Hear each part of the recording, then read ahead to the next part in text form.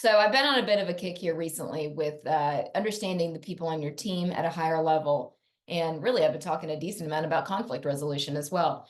It's not because everyone that I coach is just constantly in the center ring, punching each other's lights out about conflictual situations. It is, however, due to the fact that I believe that the majority of the problems that we experience on our teams have to do with poor communication skills and deep-seated resentments due to conflicts that have never actually been fully resolved. Conflict is a healthy part of any team. If you're not experiencing conflict, then you're experiencing more dysfunction than you think you are. We tend to think that if no one's complaining, then everything must be just hunky-dory, and that's not actually the case. A lot of us have just learned to stuff our feelings and to not bring up any conflict situations so that we can just brush it under the rug and pretend like nothing's happening and hope that it goes away. We all know how well that actually works, and yet that tends to be a lot of our knee-jerk reactions. So again, we're going to talk about a conflict resolution type skill in today's video and in today's blog. What I call this is you and the person against the problem. This is how it's different than what a lot of us do. A lot of times when something comes up in my world where someone has done something wrong, we'll just pick something easy, for example, like the Roomba dustbin didn't get emptied. For whatever reason, we still have one that you have to empty the dustbin. I promise I'll upgrade at some point. And so we both are recognizing, both of us living in the house recognize that in order for the floor to be clean, the Roomba needs to run, because let's be honest, neither of us are actually going to vacuum it or sweep it with regularity ourselves.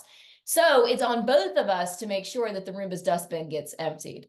However, if I notice that the Roomba's dustbin has not been emptied in some time, and instead of coming from a state of curiosity and me and the person, in this case, my fiance, against the problem, in this case, that the Roomba's dustbin has not been emptied, it's going to come across as very, very, you screwed up. How dare you?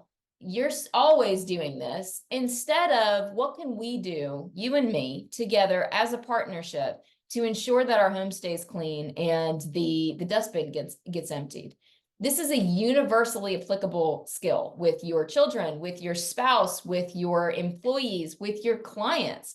Anytime that you or the other person is disgruntled about something, rather than coming at it from you against me point of view, what can we do to genuinely shift the perspective to where it's you and the person against the problem?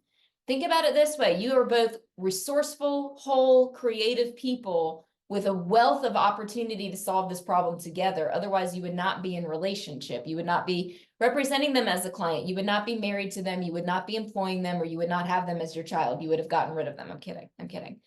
So remember that when you're in the moment. What can I do to instead shift it to where it's me and the person against the problem, because I believe fully that they are creative, resourceful, and whole? So a couple things to think about here. How do I typically approach conflict and challenges in my professional interactions? Let's start there, because how you show up here is how you show up everywhere. So what is my knee-jerk reaction to when conflict or situations show up, or when there's a frustrating moment? Am I typically a finger wagger, whether I'm doing it physically or not? The second thing is there a specific situation I can think of here